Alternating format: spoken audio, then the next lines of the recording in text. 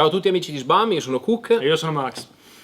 Questa sera, per il secondo video che facciamo in collaborazione con l'associazione Coex, presentiamo un'arma che forse non ha proprio bisogno di presentazioni, l'M1 Garand.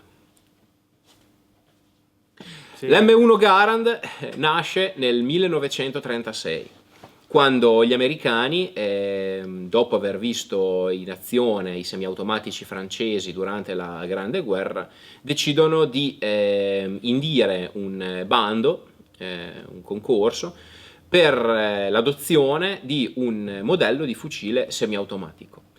In questo concorso partecipano vari personaggi. In particolare chi lo vincerà sarà il giovane, non era neanche tanto giovane, comunque John Cancius Garand, un canadese, esatto, perché era originario del Canada e credo immigrato in America. No, aspetta, non era lui un avanzo di... No, l'avanzo di galera è quello che aveva progettato l'M1, che l'aveva progettata, l'M1 carabina che l'aveva progettata. Sì, l'aveva progettata in gabbia, mi pare di ricordare questa storia qua. No, Garand era a piede libero. Quindi lavorò su un progetto di un fucile semiautomatico che venne approvato appunto nel 1936. Il primo modello, la prima variante dell'M1 Garand era, diciamo, il prototipo era abbastanza diversa da quella che conosciamo oggi nell'aspetto. Nel funzionamento neanche tanto, perché variava intanto per il calibro, che in teoria doveva impiegare un nuovo calibro. Gli americani pensavano di chiuderla lì col 3006 e avevano progettato il 276 Pedersen, che era una cartuccia dimensionalmente simile al 735 Carcano, quindi fondello più stretto, e quindi la clip del Garand, che è la che conosciamo tutti oggi da 8 colpi, in teoria avrebbe dovuto contenere 10 cartucce. Inoltre gli americani non erano del tutto convinti sulla possibilità di fare un foro nella canna per spillare i gas di recupero. Infatti la prima variante per il recupero dei gas adottava il cosiddetto sistema Bang, un sistema inventato da un danese, e non mi ricordo il nome, è un nome abbastanza impronunciabile, comunque Bang, fa anche ridere a modo suo. È un sistema che utilizzava non i gas vivi prelevati dall'interno della canna, bensì i gas spenti, diciamo, che uscivano dopo la volata. Il sistema gas trap. Sì, il sistema gas trap, quello che si chiama in gergo dagli esperti, lo chiamano il sistema gas trap. Proprio perché era una trappola posizionata dopo la volata che catturava i gas che uscivano e li convogliava nel sistema di recupero. Questo sistema si vide presto che era abbastanza una merda, in quanto tendeva a sporcarsi tantissimo, perché i gas di uscita non erano vivi, erano sporchi e convogliavano un sacco di sporcherie dentro al sistema, quindi si saturava e si incriccava nel giro di relativamente pochi colpi. E quindi nel 1900, diciamo, guerra già iniziata, quando la guerra in Europa era già iniziata. Quindi lo hanno adottato col gas trap? Sì, l'hanno adottato col gas trap nel 1936. Penso che la produzione, adesso non mi ricordo proprio. Hanno detto di no al Johnson. No, allora il Johnson è arrivato in un secondo momento, secondo me, proprio perché il gas trap non funzionava proprio bene. Allora hanno detto aspetta un attimo che ci facciamo una soluzione, adottiamo anche la soluzione di ripiego. E dai, il Johnson però era un bellissimo, eccesso, dai, no. Vabbè, fucile. Vabbè, torniamo al Garand. Quindi, come dicevamo, adottato col gas trap nel 1940, direi, adesso non vorrei dire una cagata, però quando la guerra in Europa era già iniziata, decisero di convertire i vecchi esemplari con la presa di gas in fondo alla canna che tutti conosciamo, insomma, quindi la soluzione definitiva, ecco. Altri cenni storici che possiamo dare sul Garand, diciamo che il primo impiego bellico fu, credo, a Guadalcanal, mi pare, quindi durante la campagna di Guadalcanal, già a campagna inoltrata, credo che i primi siano arrivati all'inizio del 43. I Marines avevano ancora i bolt action, avevano ancora il 1903. Quindi dopo prese parte in tutte le campagne, in tutti i campi del Pacifico, esatto, anche e in tutti i teatri, diciamo, europei. Infatti diventò fu l'arma che spianò la strada durante il D-Day. E dopo la seconda guerra mondiale vide anche azione durante la guerra di Corea, sia nelle mani degli americani che di svariati alleati della NATO che combatterono al fianco degli americani nella guerra di Corea. E poi arrivò l'M14 negli anni, a metà anni 50 mi pare, con il calibro NATO, ma la storia del Garand era tutto fuorché finita. Cosa possiamo anche dire? Che finiti, diciamo, questi... Gli anni di servizio in USA non è finito come fucile obsoleto. È stato Esatto, continuato- esatto, anche perché gli americani hanno smesso di usarlo oppure l'hanno relegato a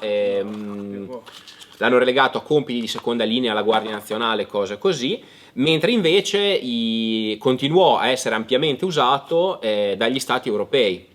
Per esempio, soprattutto l'Italia, noi ne avevamo un sacco lasciati dagli americani in 3006 che poi abbiamo convertito con vari espedienti in 308, quindi 762 NATO.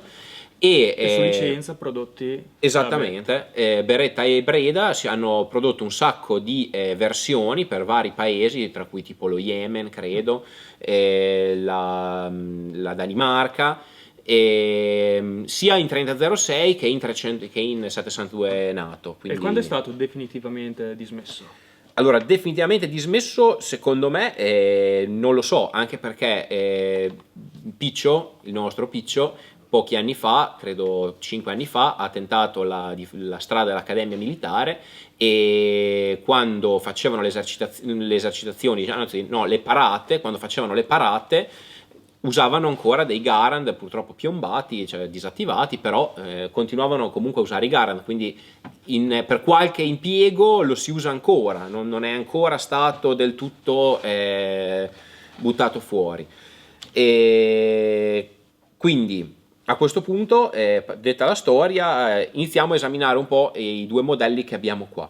Qui abbiamo un modello periodo della seconda guerra mondiale, quindi anno 1943, che è quello del nostro grande regista Iaqui, e il mio che è un ben 53. più comune 53, quindi periodo guerra di Corea, periodo seconda guerra mondiale. Vediamo le differenze. Cosa salta subito all'occhio? Intanto, vabbè, a parte la cinghia, che il mio usa una cinghiaccia di quelle in tela, in canvas, che sono state iniziate a usare durante l'ultima fase della seconda guerra mondiale, mentre invece questo qua, quello di Iaqui, ha la sua bellissima cinghia in cuoio modello 1907, che è una cinghia fantastica, tra l'altro una cinghia da tiro della Madonna regolabile con gli ardiglioni in ottone, veramente una cinghia fighissima, forse una delle cinghie militari più belle mai fatte. E altra differenza la possiamo vedere qua a livello delle mire, diciamo, ha ancora questo qui la barra di blocco. Questa qua cosa serviva? Serviva una volta impostato alzo e deriva, questa barretta qua bloccava tutti e due i tamburi, sia quello dell'alzo che quello della deriva, in modo che sfregando contro altre cose o per altri motivi si potesse perdere la regolazione settaggi.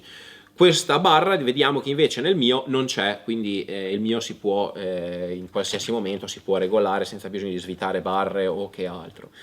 A livello estetico sono perfettamente uguali, non cambia niente, perché comunque non cambia niente. Ovviamente bisogna guardare anche tutte le varie piccole mini modifiche, perché ce ne sono tantissime, come sempre succede nelle armi americane, ci sono tantissime mini varianti a livello di fattura, fresature, quindi micro differenze, però non stiamo a elencarle, anche perché sennò facciamo notte. Guardiamo semmai le sue caratteristiche principali, per esempio il kit di pulizia che era stivato nel calcio. apri quello, vedi, facciamolo vedere, c'è la sua trappoletta, lo sportellino con la trappoletta. Nella trappoletta c'erano due fori nel calcio, no, non ci nascondere la paglia, non ci ciccare dentro, dai. C'erano due fori, in uno era contenuto l'attrezzo multiplo e la bacchetta che era smontata in vari pezzi, era il soldato da tirarli fuori, mettersi lì e assemblarla.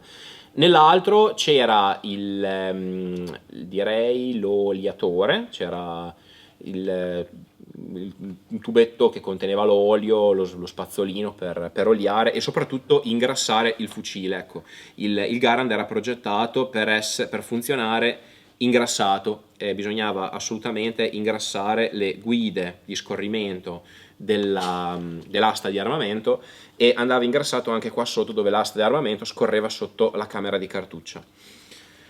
Ricorda la regola principale: olia quello che ruota e ingrassa quello che scorre. Era la massima di John Garand. E non so se fosse sua, però comunque tutte le volte che uno prende in mano sto fucile e chiede consigli sulla manutenzione gli viene detta, quindi ricordatevela anche voi.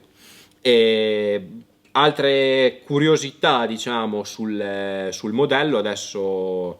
Intanto invito a leggere le schede di Coex perché sicuramente sono molto più accurate di quello che vi posso dire io stasera. Per quanto invece riguarda altre caratteristiche, non saprei cosa dire. Intanto, vabbè, ricordiamo che il Garand fu uno dei primi fucili appunto semiautomatici assieme all'SVT-40 Tokarev a funzionare, ad essere assemblato semplicemente per incastri. Il Garand non ha neanche una vite, il Garand sta insieme, adesso non lo stiamo a smontare, ma il Garand sta insieme esclusivamente per un complesso gioco neanche tanto complesso a dire la verità, gioco di incastri tra la calciatura, il castello, quindi il gruppo castello-canna, e il gruppo di scatto, quindi sta tutto assieme per incastri. No, non stare a scasinarmelo, dai, no.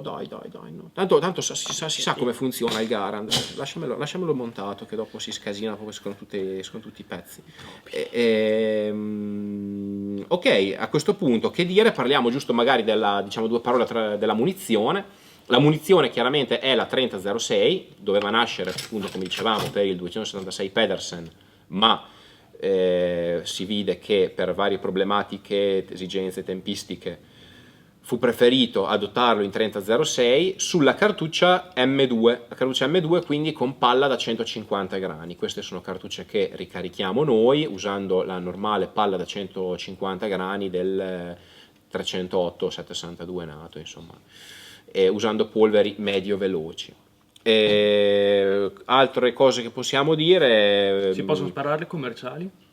Ecco, lì c'è il grande dibattito. Le cartucce commerciali che si trovano in giro sono in genere molto molto potenti, anche perché sono tutti caricamenti studiati per armi da caccia, quindi caricamenti che danno tanta potenza, quindi tanta polveri molto lente e danno effettivamente molto stress all'azione.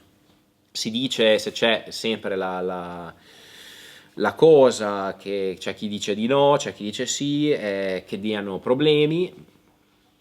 E non lo so, io non mi sento di schierarmi né con uno né con l'altro. Io sicuramente preferisco ricaricare cartucce che ricalchino il più possibile la cartuccia originale. Questa è una regola che io cerco di seguire in tutti i fucili semiautomatici che ho. Che dire, Max? Parliamo magari un po' della meccanica o della meccanica e del funzionamento e una tua opinione su questo fucile. La meccanica è speculare in tutti e due, hai detto? Perfetto. Sì. Abbiamo il grave problema delle lastrine integrali, ma è bello anche per questo. Ping. Ping. Un peccato, però resta comunque il fucile per antonomasia. È bello, dai, nonostante tutto. Ok, allora direi che adesso ci mettiamo a registrare tutti i vari spezzonamenti, incluso il caricamento e tutto, quindi che dire, non ci rimane che provarlo al poligono. Sì, è proprio un gran fucile. Va bene, ragazzi, grazie per averci seguito, ci vediamo alla prova di tiro.